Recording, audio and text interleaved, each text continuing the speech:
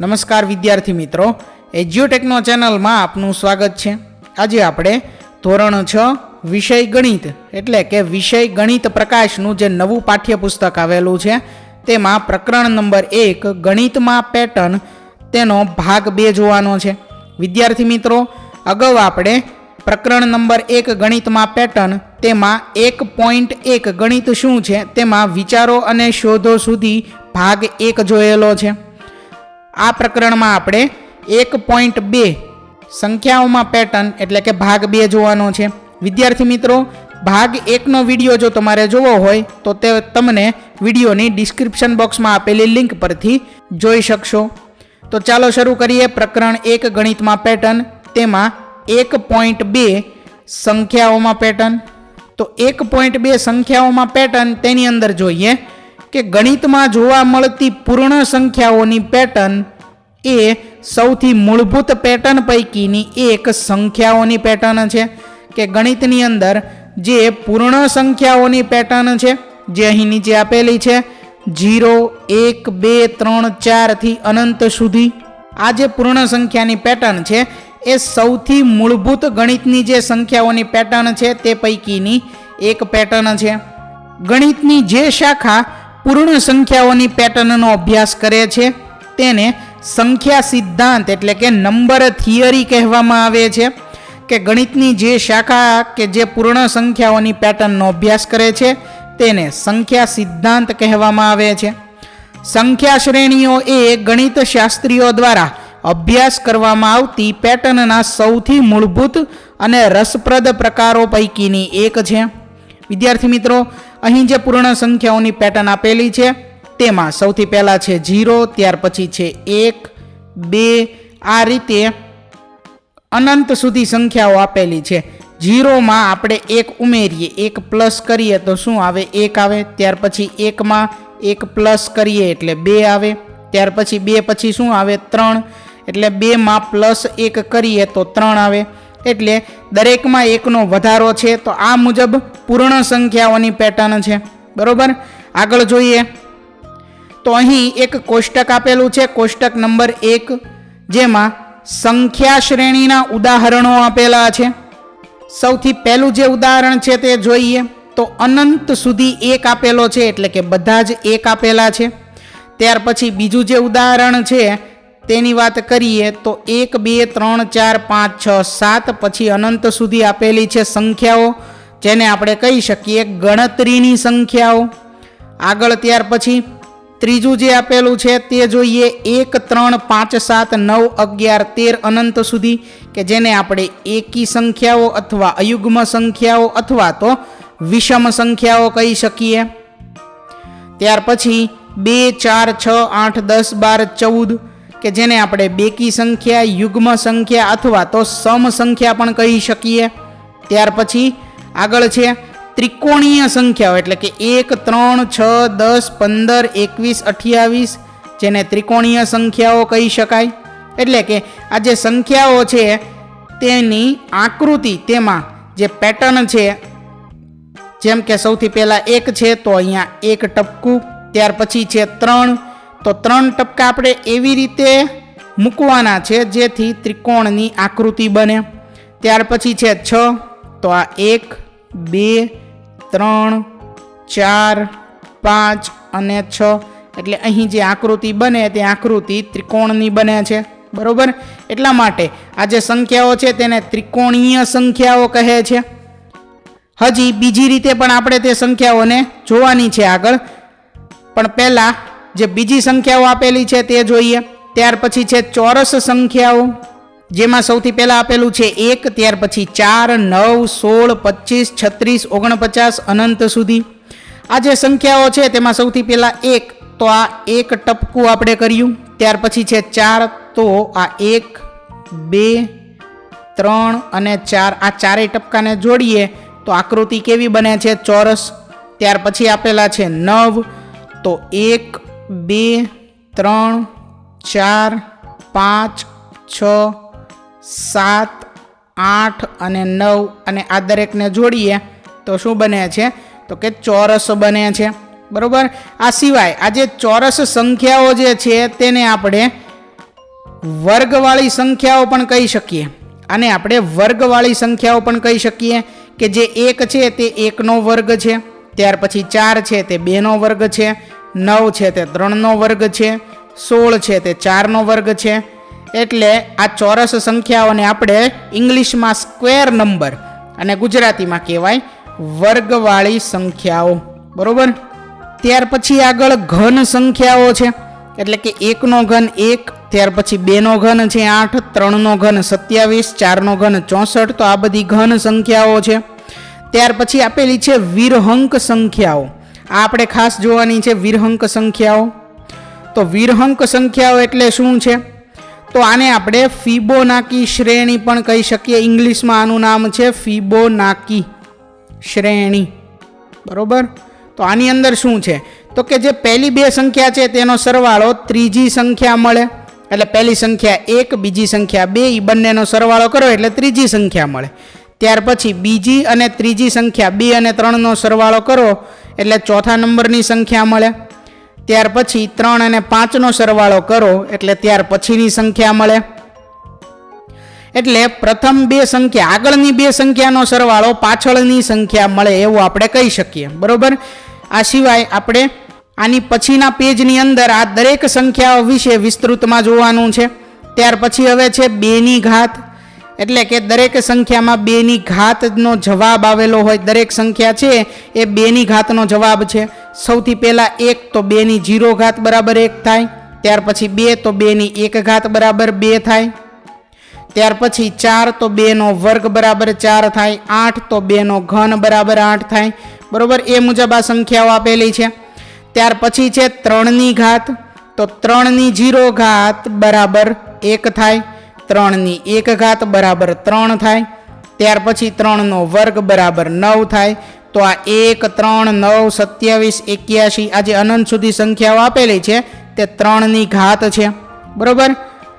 તો આ કોષ્ટકની અંદર જે પણ સંખ્યા શ્રેણીના ઉદાહરણો છે આ દરેક વિશે આપણે આ પેજ પછી જે નવું પેજ બીજું આવેલું છે તેમાં જોવાનું છે. વિચારો અને શોધો જોઈએ.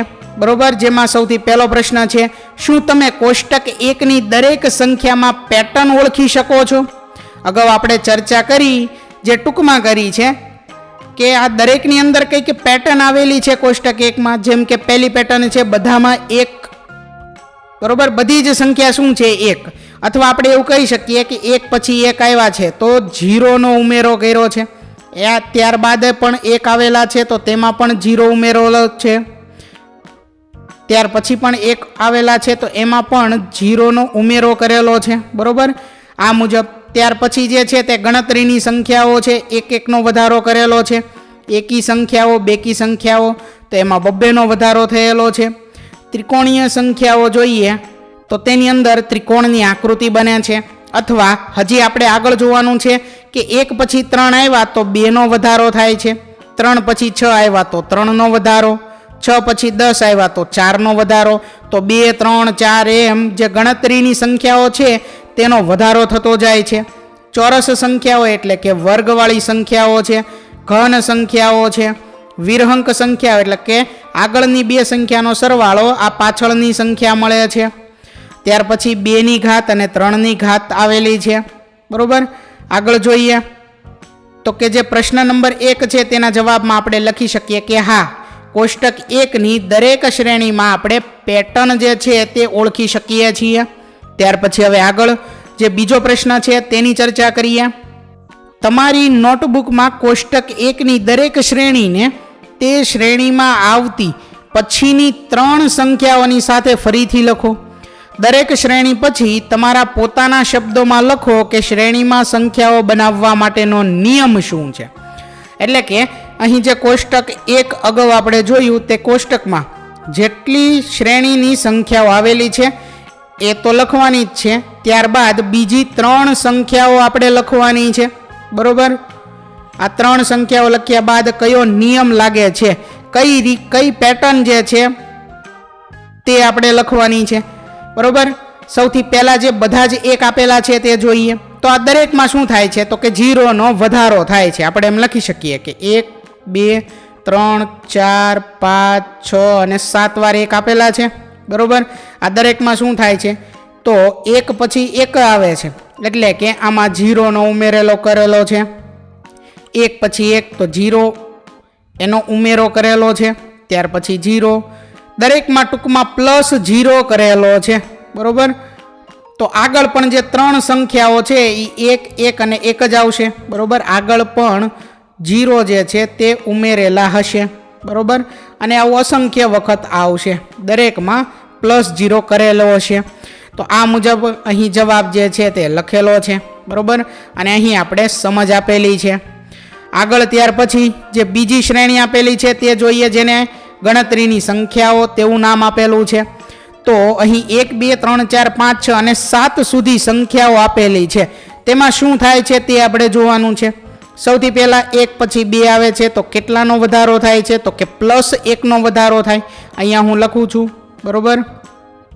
1 પછી 2 આવ્યા તો +1નો વધારો, 2 પછી 3 આવ્યા તો +1નો વધારો, 3 પછી 4 આવે તો +1નો વધારો, બરાબર। આ રીતે 7 સુધીની સંખ્યાઓ આપેલી છે। તો 7માં 1 પ્લસ કરીએ તો શું મળે? 8, 8માં 1 પ્લસ કરીએ તો 9, 9માં 1 ઉમેરીએ તો 10। એટલે 7 પછીની 3 સંખ્યાઓ આવશે 8, 9 અને 10, બરાબર। એટલે તમે આખી શ્રેણી આ મુજબ લખી શકો છો, અહીં નીચે લખું છું તે મુજબ આ મુજબ તમે લખી શકો છો, બરાબર। હવે આગળ જોઈએ, ગણતરીની સંખ્યાઓ પછીની જે શ્રેણી હતી તે હતી એકી અથવા તો અયુગ્મ અથવા તો વિષમ સંખ્યાની શ્રેણી, કે જેમાં 1 3 5 7 9 11 13 આવેલા છે। તો 13 પછી શું આવશે? 15 17 અને 19। ચાલો હજી ચર્ચા કરીએ કે કઈ રીતે આ આવશે। 1, ત્યાર પછી છે 3, ત્યાર પછી છે 5 7 9, અહીંયા સુધી જોઈએ, આગળ તમને ખબર પડી જશે। 1 પછી 3 આવ્યા તો 2નો વધારો થયો, 2 પ્લસ થયા। 3 પછી 5 આવ્યા તો તેમાં 2 પ્લસ થયા, 3 + 2 એટલે 5। 5 પછી 7 આવ્યા તો એમાં પણ 2 પ્લસ થયા, 5 + 2 એટલે 7, અને 7 + 2 એટલે 9। 9 પછી +2 કરો એટલે 11, 11 + 2 એટલે 13। હવે જે 3 સંખ્યાઓ આપણે મેળવવાની છે તેમાં પણ દરેકમાં +2 કરવાનું છે। 13 + 2 એટલે 15, 15 + 2 એટલે 17, અને 17 + 2 એટલે 19 થશે। તો આ મુજબ એકી સંખ્યાઓ મળશે। આગળ ત્યાર પછી જોઈએ બેકી સંખ્યાઓ। તો 2 4 6 8 10 12 અને 14 ત્યાં સુધીની બેકી સંખ્યાઓ લખેલી છે। ત્યાર પછીની 3 સંખ્યાઓ 16 18 અને 20 થશે, બરોબર। ચાલો તે પણ જોઈએ। 2 4 6 8 10 અહીંયા સુધી જોઈએ। સૌથી પહેલા છે 2, 2 પછી 4 મળે છે, તો કેટલાનો વધારો થયો, કેટલા પ્લસ થયા તો કે 2 પ્લસ થયા। 2 + 2 એટલે 4, 4 + 2 એટલે 6, 6 + 2 એટલે 8, 8 + 2 એટલે 10, 10 + 2 એટલે 12, 12 + 2 એટલે 14। ત્યાર પછી 14 + 2 એટલે 16, 16 + 2 એટલે 18, અને 18 + 2 એટલે 20 થશે। એટલે 14 પછીની 3 સંખ્યાઓ 16, 18 અને 20 થશે। આગળ જોઈએ ત્યાર પછી ત્રિકોણીય સંખ્યાઓ। અગાઉ આપણે 1 થી 2 આકૃતિ દોરી હતી ત્રિકોણની, બરોબર। 1 3 અને 6 સુધી આપણે ત્રિકોણીય સંખ્યાઓ જોઈ હતી। હવે આગળ જોવાનું છે ત્રિકોણીય સંખ્યામાં। નામ જ છે ત્રિકોણીય સંખ્યાઓ, એનો અર્થ છે કે ત્રિકોણની આકૃતિ બને છે ત્રિકોણીય સંખ્યામાં। ચાલો સૌથી પહેલા છે 1, તો અહીં 1 પોઈન્ટ કરેલો છે। ત્યાર પછી છે 3, તો આ 3 પોઈન્ટ એવી રીતે કરેલા છે જેથી ત્રિકોણ બને છે, બરોબર, આ મુજબ। ત્યાર પછી 6, તો 6 પોઈન્ટ 6 ટપકા એવી રીતે મૂકેલા છે જેથી ત્રિકોણની આકૃતિ બને છે। ત્યાર પછી છે 10, તો અહીં 10 ટપકા મૂકેલા છે। 15, તો અહીં 15 ટપકા એ રીતે મૂકેલા છે, બરોબર। સૌથી પહેલા બધામાં ઉપર જુઓ, દરેકમાં તમે ઉપર જોશો તો એક જ ટપકું મૂકેલું છે દરેકમાં ઉપર, 1। ત્યાર પછી નીચે 2 ટપકા મૂકેલા છે, ત્યાર પછી 3 છે, પછી 4 છે, ત્યાર પછી અહીંયા 5 આવશે 15માં। 21 ટપકામાં હજી જે 5 સુધીના હતા તે તો આવશે, પણ એ સિવાય નીચે 6 ટપકા। 28માં 1 2 3 4 5 6 7 આ મુજબ ગોઠવણી કરવાની છે. 28 પછીની 3 સંખ્યા 36, 45 અને 55 આવશે. બરોબર, જેની ગોઠવણી આ મુજબ કરવાની છે. એટલે ત્રિકોણની આકૃતિ બનશે દરેકમાં, એટલે આ સંખ્યાઓને ત્રિકોણીય સંખ્યાઓ કહેવાશે. હવે આ આકૃતિ સિવાય પણ આપણે બીજી રીતે પણ ત્રિકોણીય સંખ્યાઓ મેળવી શકીએ. બરોબર, આ પેટર્નને સમજી શકીએ બીજી પણ રીતે. આવી બીજી કઈ રીત છે તે ચેક કરીએ. સૌથી પહેલા હું અહીંયા નીચે સંખ્યાઓ લખું છું, તે દરેક સંખ્યાઓ. સૌથી પહેલી સંખ્યા હતી 1, ત્યાર પછીની સંખ્યા છે 3, 6, 10, ત્યાર પછી છે 15, 21, 28 અને પછીની 3 સંખ્યાઓ જે મેળવવાની છે ત્યાં હું 3 બોક્સ કરી વાળું. બરોબર, જેથી આપણને ખબર પડે. ચાલો સૌથી પહેલા જોઈએ, 1 પછી આવે છે 3, તો 1 પછી 3 આવ્યા તો કેટલા પ્લસ થયા, કેટલાનો વધારો થયો, તો +2 નો વધારો થયો. 3 પછી 6 આવ્યા તો એમાં +3 નો વધારો થયો. 6 પછી 10 આવ્યા તો +4 નો વધારો થયો. 6 + 4 એટલે 10. 10 પછી 15 આવ્યા તો +5 નો વધારો થયો. 10 + 5 એટલે 15. 15 + 6 એટલે 21. 21 + 7 એટલે 28. ચાલો ચેક કરો, પહેલા 2 નો વધારો, ત્યાર પછી 3, 4, 5, 6, 7. તો હવે +8 કરવાના છે. 28 + 8 એટલે 36. હવે +9 કરવાના છે. 36 + 9 એટલે 45. અને હવે +10 કરવાના છે. 45 + 10 એટલે થશે 55. તો 3 સંખ્યાઓ 36, 45 અને 55 થશે. બરોબર, જે અહીં લખેલી છે. તો આ મુજબ ક્રમિક ગણતરીની સંખ્યાઓ છે તે ઉમેરતા જઈએ તો પણ ત્રિકોણીય સંખ્યાઓ આપણને મળતી જાય. 55 પછીની ત્રિકોણીય સંખ્યા કઈ થશે, તો 55 + 11 એટલે 66 થશે. બરોબર, આ મુજબ આપણે આ સંખ્યાઓ જે છે ત્રિકોણીય સંખ્યાઓ તેની પેટર્ન આ મુજબ ઓળખી શકીએ છીએ. આગળ જોઈએ ત્યાર પછી ચોરસ સંખ્યાઓ આપેલું છે, જેનું બીજું નામ છે સ્ક્વેર નંબર્સ, એટલે કે વર્ગવાળી સંખ્યાઓ જેને આપણે કહીએ તે. સૌથી પહેલા 1 આપેલો છે, અહીં લખેલું જ છે 1, તો એ છે 1 નો વર્ગ એટલે કે 1. ત્યાર પછી 4 છે તો 2 નો વર્ગ બરાબર 4. ત્યાર પછી 9 તો તે 3 નો વર્ગ છે 9.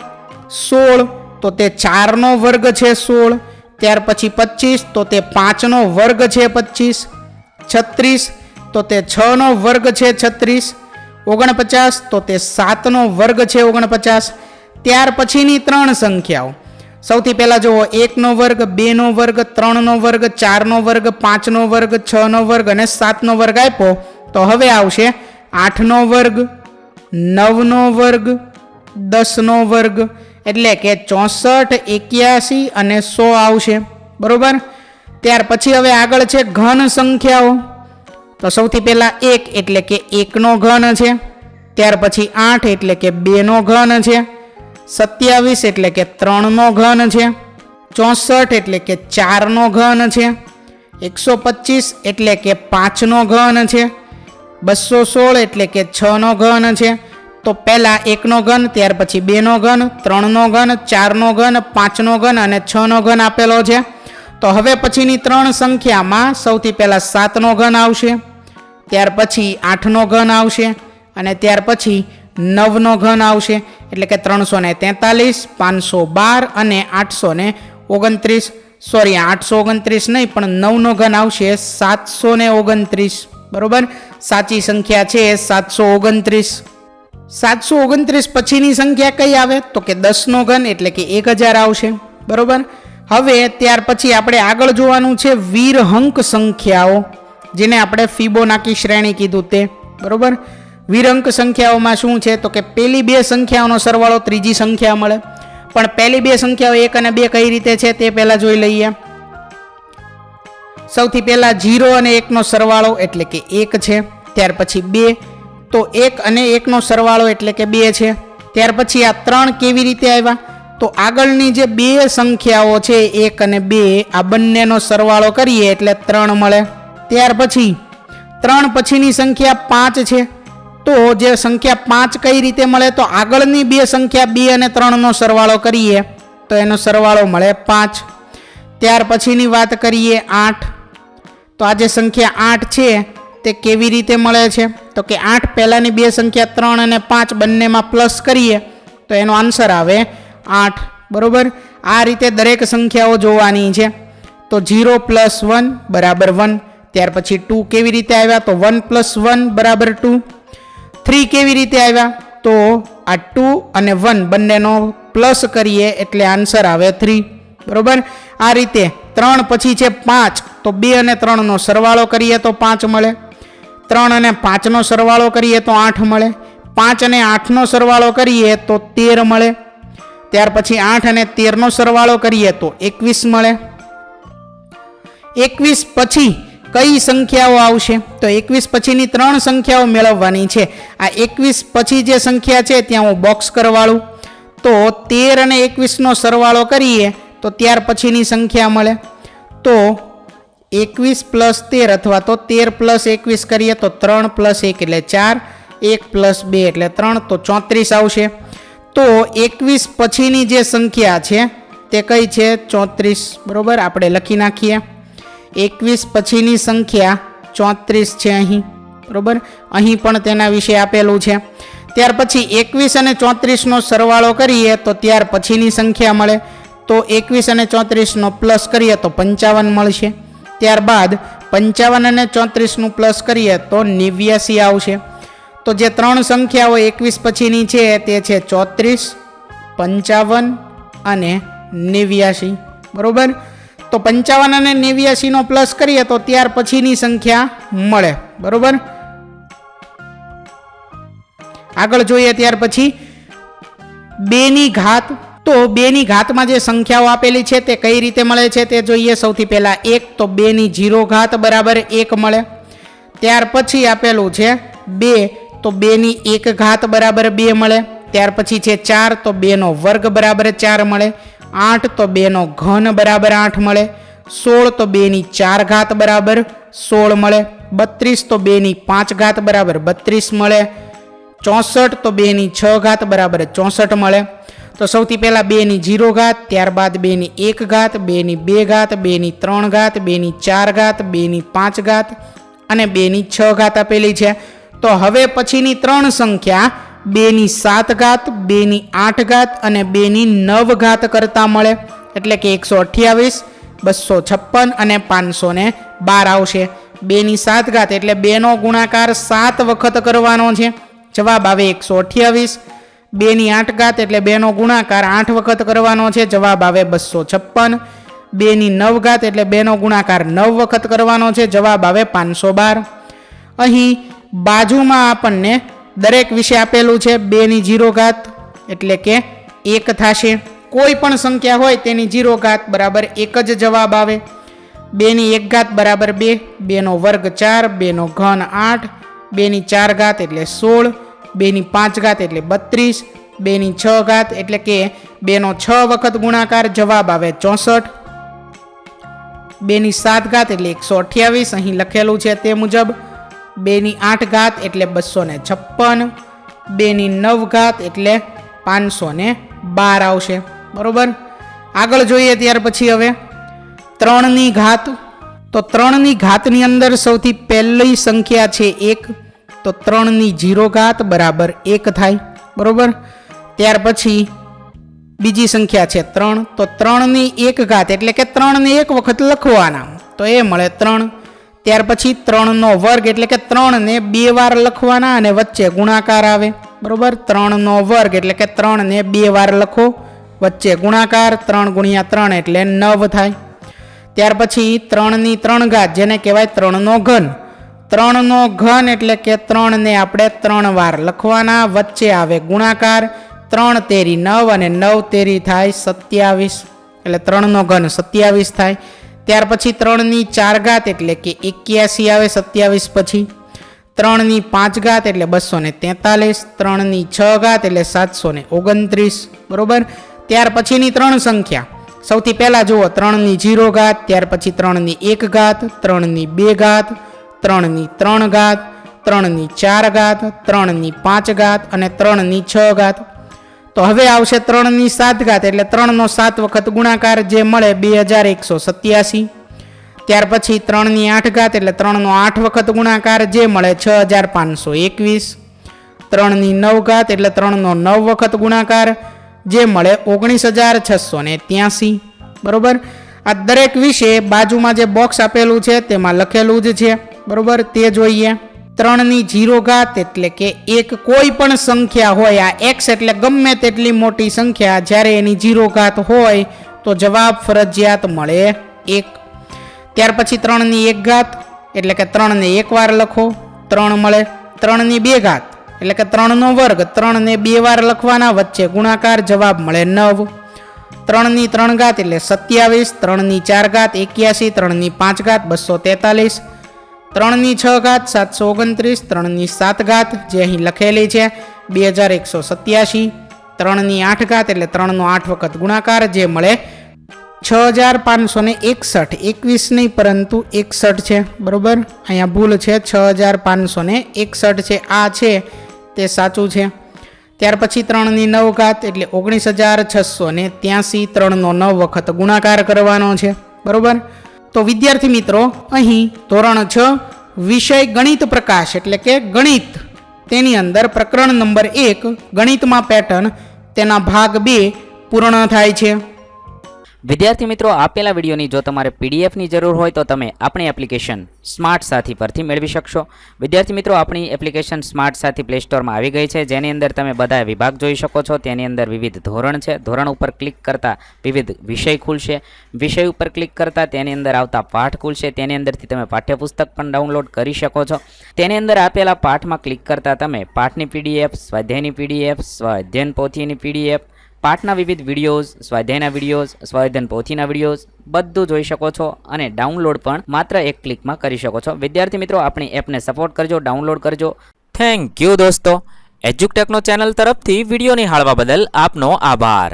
આવા બીજા વિડીયોઝ નિહાળવા માટે અમારી યુટ્યુબ ચેનલ એજ્યુકટેકનો અત્યારે જ સબસ્ક્રાઇબ કરો. આભાર દોસ્તો.